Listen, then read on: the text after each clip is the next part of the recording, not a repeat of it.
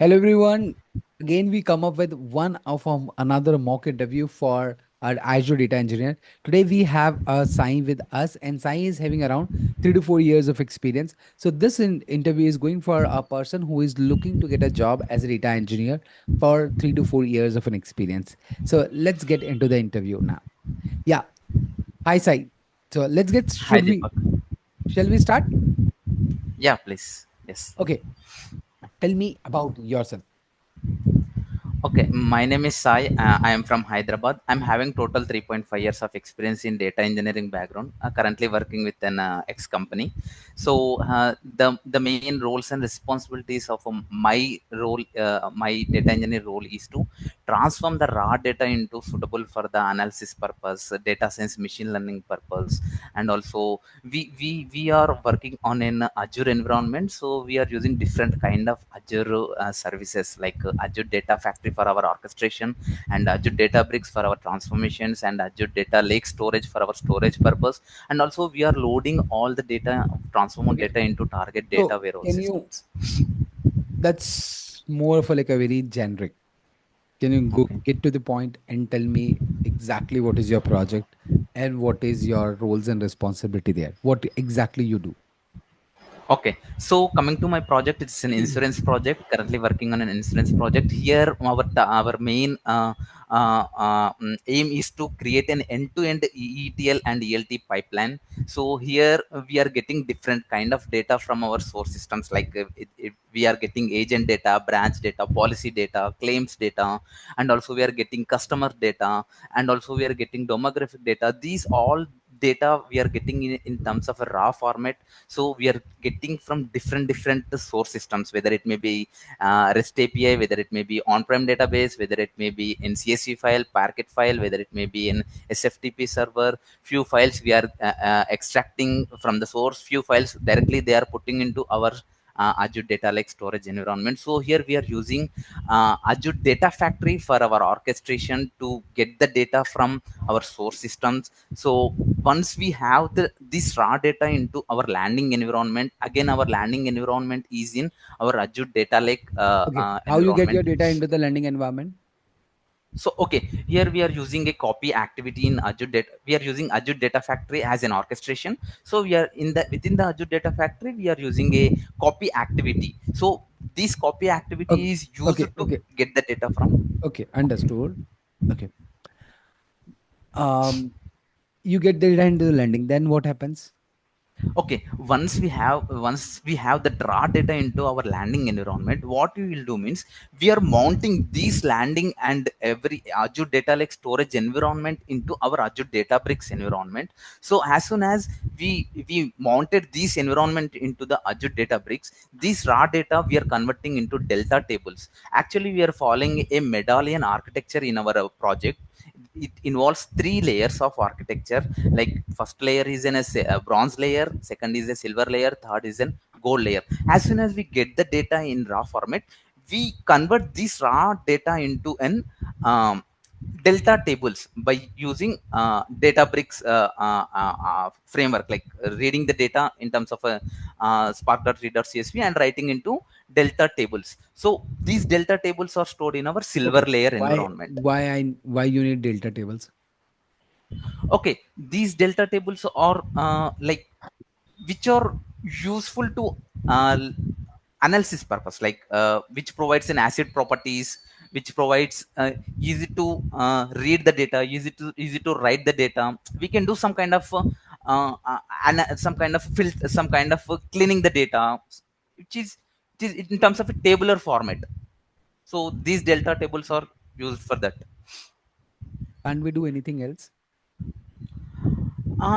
We can also do like uh, different kind of operations, like as I said, it provides an acid properties, like we can do insert, update, delete, some kind of it we feel like it's a normal table, we don't feel like it's a file, but uh, under the hood it is a files, everything is a file. And also it will provide time travel feature, like what changes are happened today, what changes are happened yesterday. Like it will provide a versioning, like we can do some kind of versions like No, do you need till that yesterday. version? Understood. But Okay. when somebody uses in the project, do you really have a Mhm. use for that?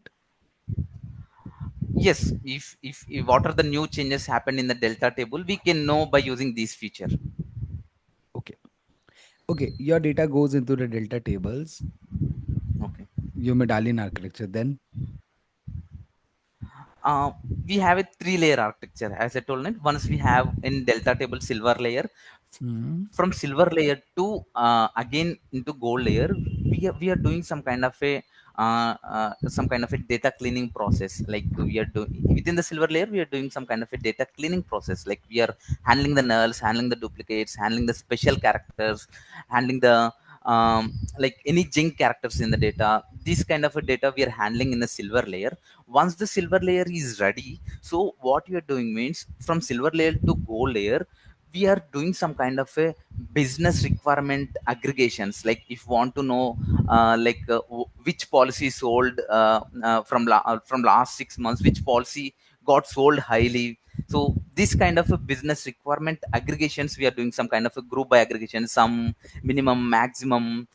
See, this kind of aggregations we are doing in our gold layer, we are storing into our gold layer.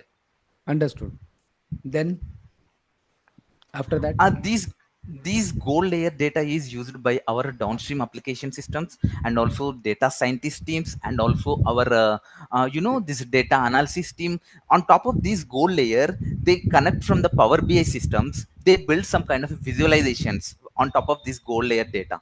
And also this data scientist team also use this data to do some kind of a machine learning algorithm, apply some kind of a okay, machine learning understood. algorithms. Understood. Understood. So, what you did, you write the Databricks part in this project, or you write the ADF part in this project? What was your work in this project? um like we do like end to end. Like we start from the extracting to loading into So what target was your environment. work? Sai, precise. What Okay. is your work? You Okay. did all, you did some, you did what you done? Okay. We what we did means like we use Azure Data Factory. We use different kind of a activities to Understand the get the data. question. Understand the Okay. question. When I Okay. is asking what you did means what you did.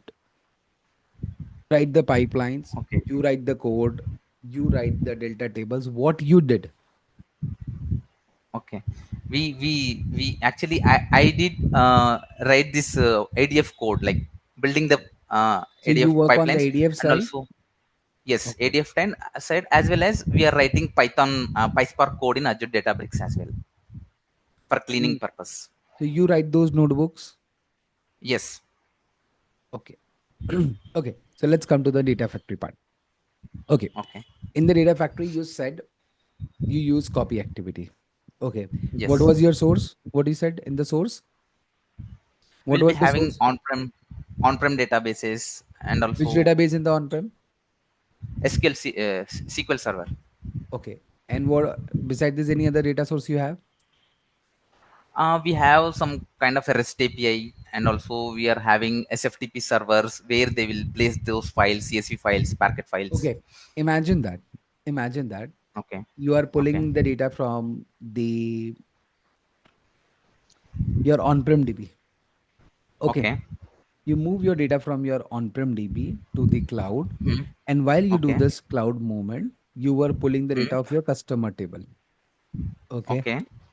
Okay. All work were perfectly fine. Okay. Hmm. Hmm. Tomorrow, two more columns got added up in the customer table. Okay. Now, what will happen to your pipeline? Your pipeline will still going to work. It's going to fail. What will going to happen to your end-to-end entire structure of your project? Okay. If you use copy activity here, if you read, if source system is added two more columns, new columns, while reading the data within the copy activity, the activity will get failed, like column mismatch, data type mismatch, kind of error. Are you sure? Yes. So there we need to use some kind of in data flow we use allow schema drift option. So Are you using whatever data it may, flow? Don't yes. distract. Are you using data flow or you're using copy activity? Two different things. Okay. So Um. we're talking about the copy activity for now. Okay. So what will happen? In copy activity, if source has changed, if it added two more columns, um, I think it won't fail. It will read as it is. So those two new values come or will not come? It will come. Those two new values come. Yes. Okay. Then those two new values go to the file. Sorry, your voice is breaking. Those two new values will go to the file. Yes. And then you have a delta table on top of it. Then what will happen there? Okay.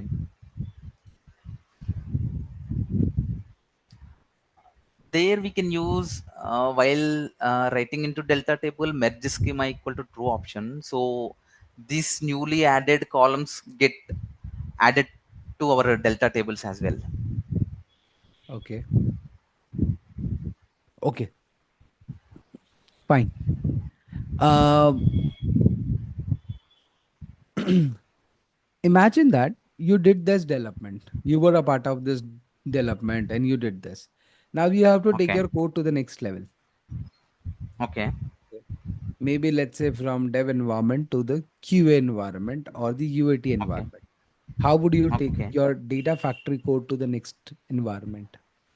Okay. In our project, we are using a Azure DevOps Git as an our repository.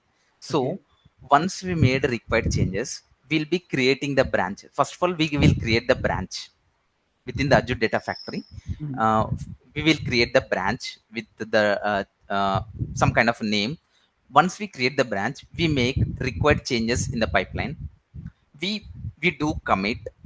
After the commit, we push this code into the pre-prod environment, main pre-prod environment. Okay.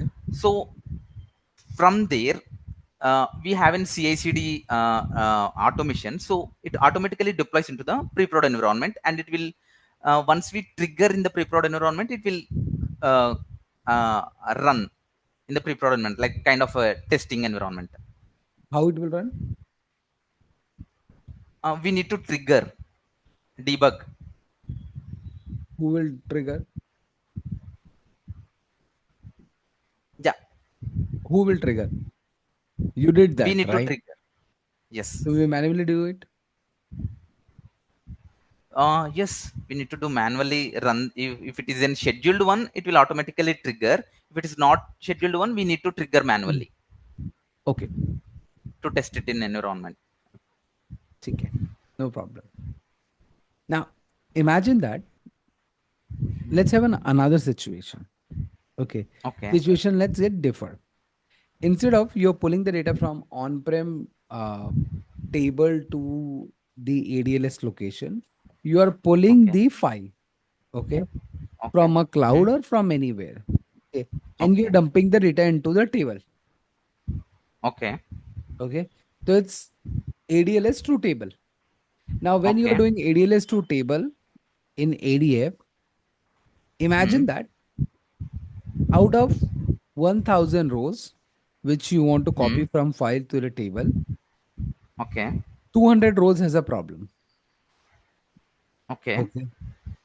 hmm, Eventually, when you copy this 200 rows, will surely not going to get copied into the okay, table because they have a mismatching of columns. okay, Now, you want to run a pipeline and hmm, identify these 200 rows. Is it possible okay. or Yes, not possible? Okay. yeah, How it's is it possible. possible? By using data flow, we have a split condition. Like there we can check within the conditional split we can have two conditions, like one condition is good data where it can read, the other condition is a bad data where it can go to file or a It's table. imagine that it's a runtime. I'm not. It Okay. might be possible that it might have a, Mm-hmm. because sometimes it will come, sometimes it will not come. Let's say you're expecting an Okay. integer and there is a Mm-hmm. string comes in that column, something like that. Okay. So that Mm-hmm. insertion will get failed. Mm-hmm. Okay. So how you will identify at the time of writing? Mm,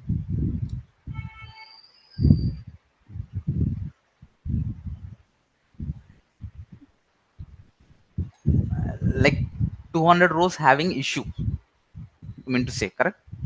We need to Yes. identify those issue records Yes. while loading into our target DB. Yes. Can use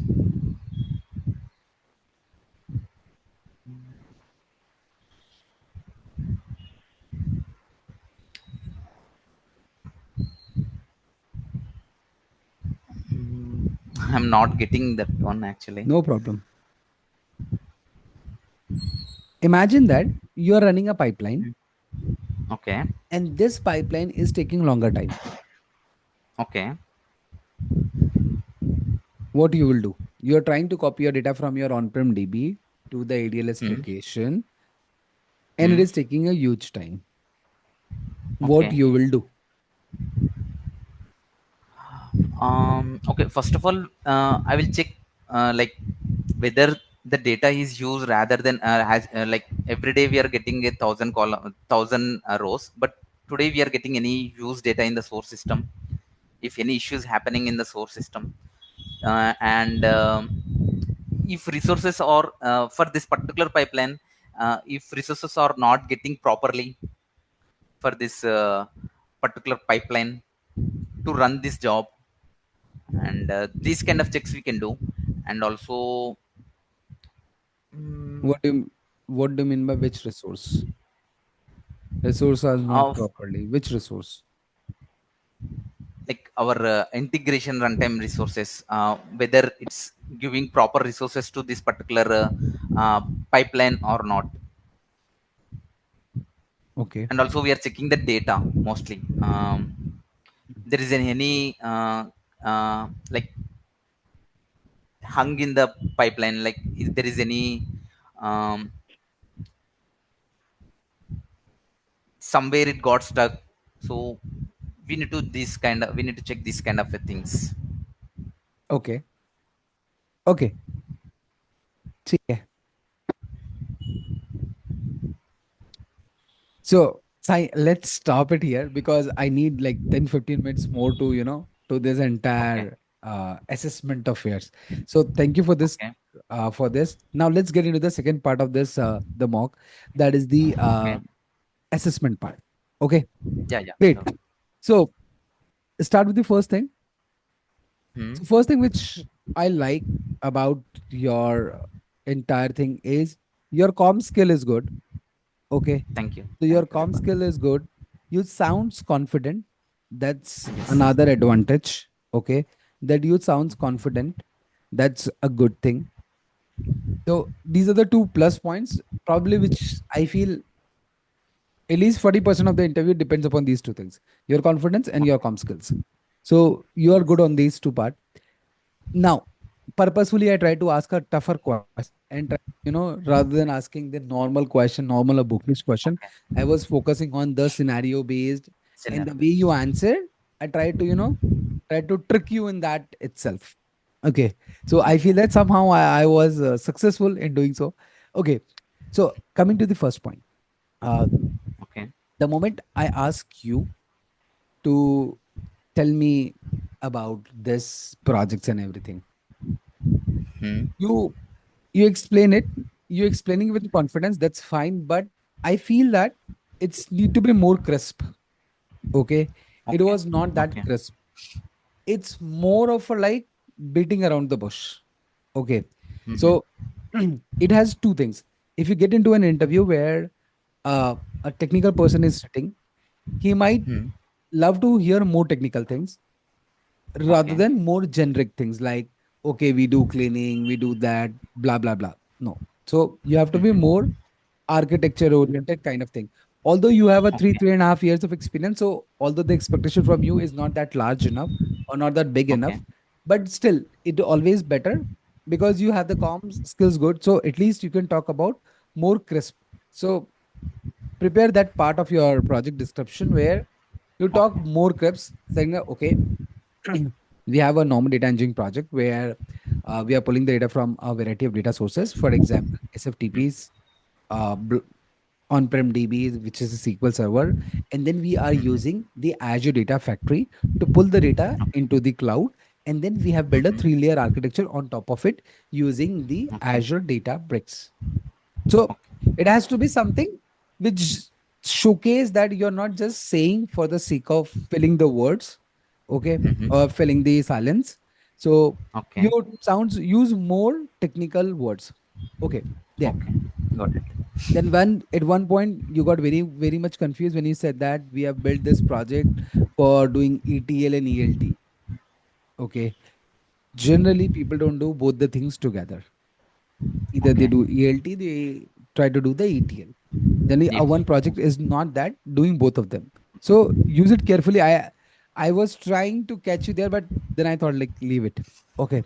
So you should not have done that. Then Okay. I t- I talked about you three times. I mean, I asked you three times that what you do in the project. Most of the Hmm. people are more interested in knowing what you have done it because they are hiring you, not your team. Okay. So Yes. when they are hiring you, they know they want to know that which piece you have worked on. And I asked you, Mm-hmm. somehow you didn't get into the context initially that what I'm asking. It happens sometimes. Mm-hmm. That's okay. But get to the earliest, as early as possible, whenever you get into that kind Yes. of a situation. Okay. And then stop using we, start using I. Okay. Okay. When you I ask you like what you did, then he said, we have built this project, we have pulled the data. Mm. Then from I. there onward, it should be I. Okay. Okay. Because I'm expecting that you are saying you did it. Okay.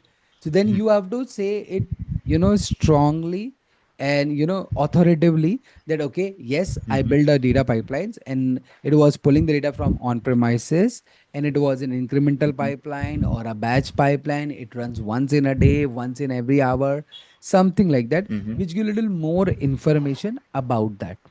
Got the point? So Got it. Got it. try to use that.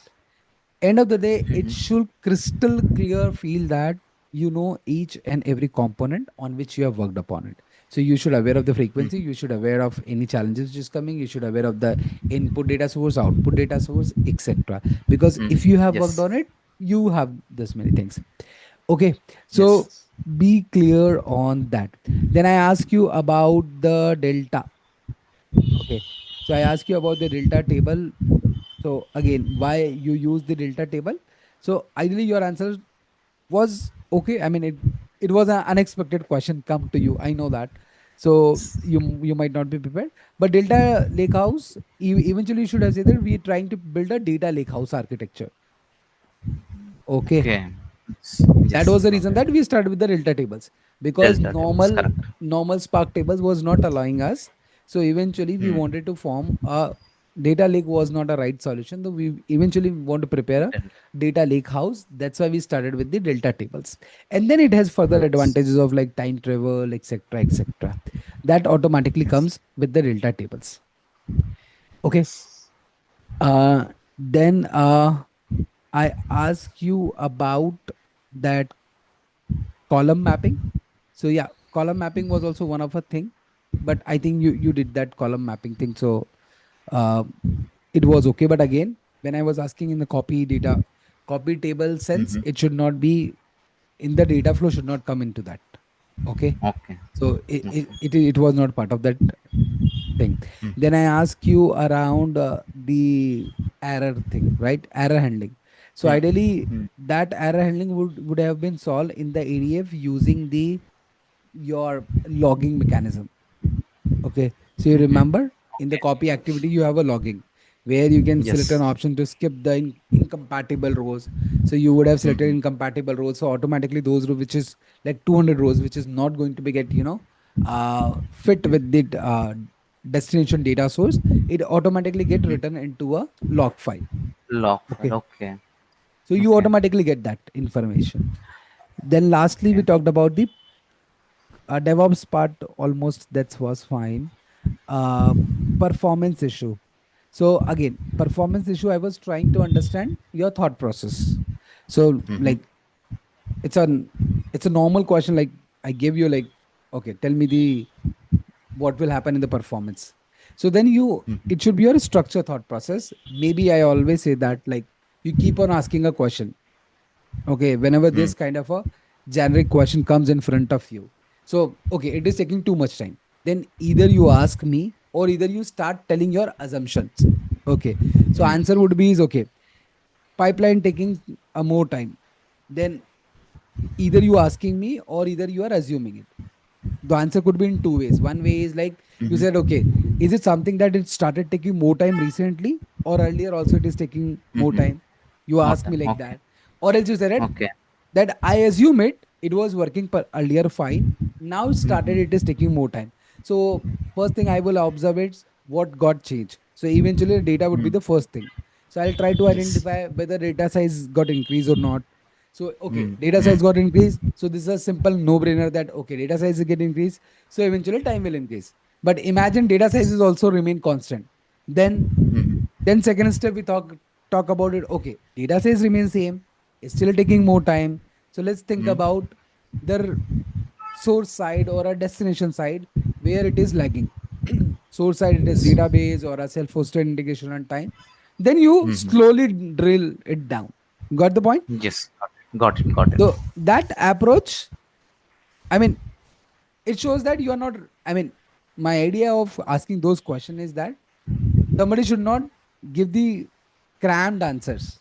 Okay, so that Mm. shows the thinking, the thought process. So that's why many times interviewer asks this kind of a question, open-ended questions, not just a very bookish question. Okay, I think you are doing great. Um, I purposefully trying to trick you a lot, which generally in interview is not going to happen that much. But intention was, to give you uh, the experience of a interviewer who is trying, to, to ping you a lot. Okay. Yes. So thank you so much, Sai. It was an amazing session. Thank you. We'll see you Thank soon. you. Bye. Thank you, Deepak. Thank you.